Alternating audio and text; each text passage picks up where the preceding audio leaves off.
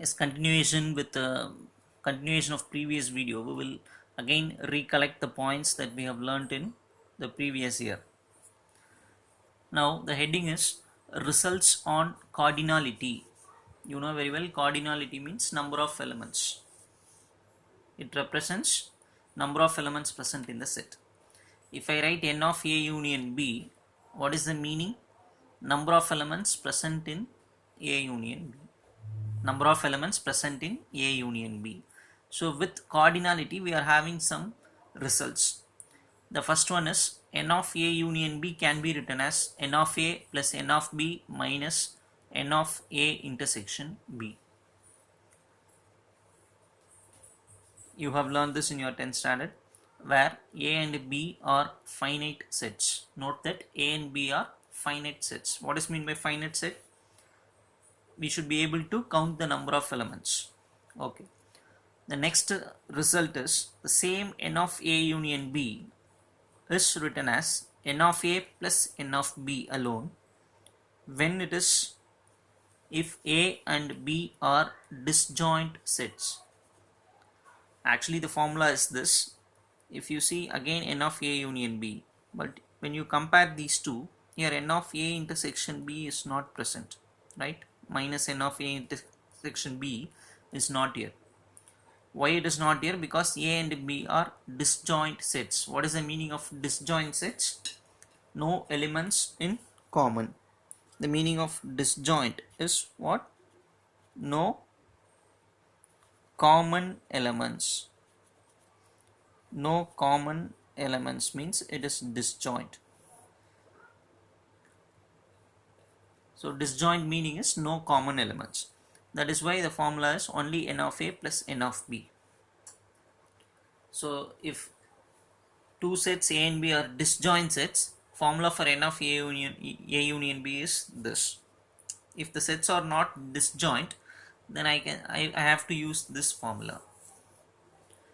Then n of A union B union C can be written as, again you know this very well, n of A plus n of B plus n of C minus n of A intersection B minus n of B intersection C minus n of A intersection C plus n of A intersection B intersection C.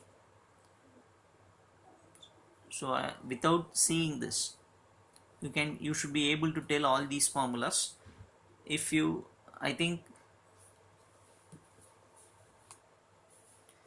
many have forgotten all these results because I think many have lost touch because for the past 4 months I think you have not touched your textbook, so you might forgot everything.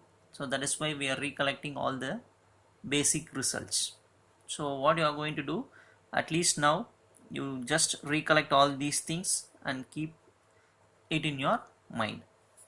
The next heading is Cartesian product A cross B. How to read A cross B? What is the meaning? What is the definition says? Let capital A and capital B be two non-empty sets. A and B are two non-empty sets.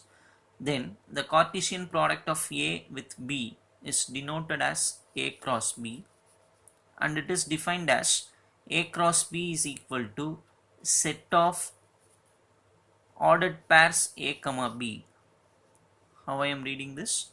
Set of ordered pairs A comma B such that A belongs to A, capital A, B belongs to capital B, where this capital A and capital B are nothing but two non-empty sets.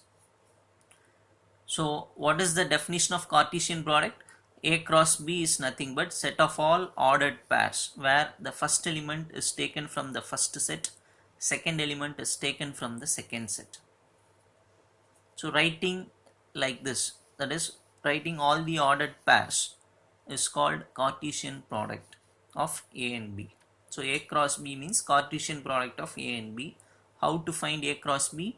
It is nothing but set of all ordered pairs where the first element belongs to the first set, second element belongs to the second set. A belongs to capital A, small b belongs to capital B. Just for example, we will take two sets A and B. Simple example, capital A is equal to 1, 2 and capital B is another non-empty set 3 comma 4.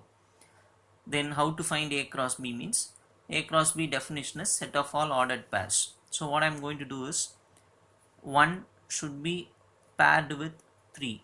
So 1 comma 3 is one ordered pair where this 1 belongs to capital A, 3 belongs to capital B.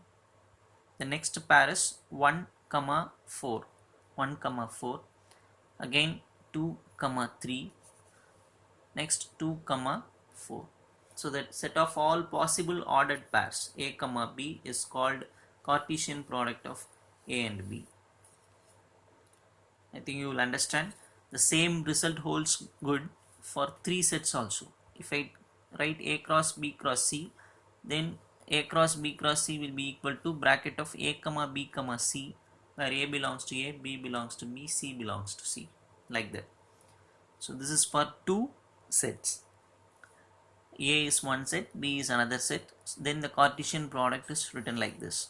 How to write? Take all the ordered pairs. First take first element of A, combine with all the elements of B. Take second element of A, combine with all the elements of B. So writing like this is called Cartesian product of A and B. Next in the note says A cross B is different from B cross A. A cross B and B cross A are totally different. That is what this result says. How it is? This is A cross B. Suppose if I want to write B cross A, can you just imagine and tell the answer? A cross B is this. What will be B cross A? B cross A means the answer will be 3 comma 1, 3 comma 2, 4 comma 1, 4 comma 2. So it is not equal to this. So since clearly it is obvious that A cross B is not equal to B cross A. Next we will see the definition called symmetric difference A delta B or A symmetric difference B. A delta B. So the definition is like this. The symmetric difference between two sets capital A and capital B is denoted as A delta B and is defined by A delta B is equal to A difference B union B difference A. The symmetric difference between two sets A and B is denoted as A delta B. So if I write A delta B, we are finding symmetric difference between A and B. How to find? Use this formula. A delta B is nothing but A difference B union B difference A. What is mean by A difference B? Can you tell what is mean by A difference B? So A difference B, the meaning is present in A, right, absent in B. So this is called A difference B.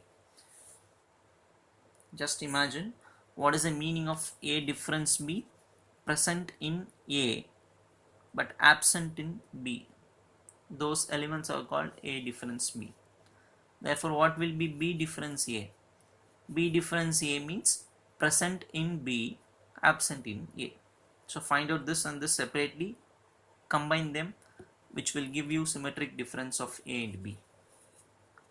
I hope we have almost recollected all the formulas and definitions that you have learnt in 10th standard. All these things are not new to you. It has already been taught to you. You know everything. So just a recollection. Is it clear? Just recollect all these things. What I am going to do is, based on these results that we have seen in this class, I am going to give small sums, that is easy problems based on these definitions which was given to you in this class as a homework. Now again you just listen. Homework you have to do in the same notebook. You take only one notebook at a time. Write all these notes in the notebook. Also homework sums also you do it in the same notebook. Is it clear? Homework sums I'll give you shortly. Just go through all these things and read the formulas and memorize it. Whatever the results, just see symmetric difference. What is the formula? Cartesian product. How to find out? What are all the properties of sets? How many properties that we have seen? What are the results? What are the laws? Just keep everything in your mind so that when a problem is given based on that, you can easily do and send it to me, right? If any doubt, you can ask me, you can just message me, or even if you can call and ask your doubts, right? Even you can make a call to me and ask your doubts. Okay, we will wind up with this, but based on this, homework will be given to you. So first go through this thoroughly and try to do the homework. Not try, you must do the homework and send it to me. Thank you, children.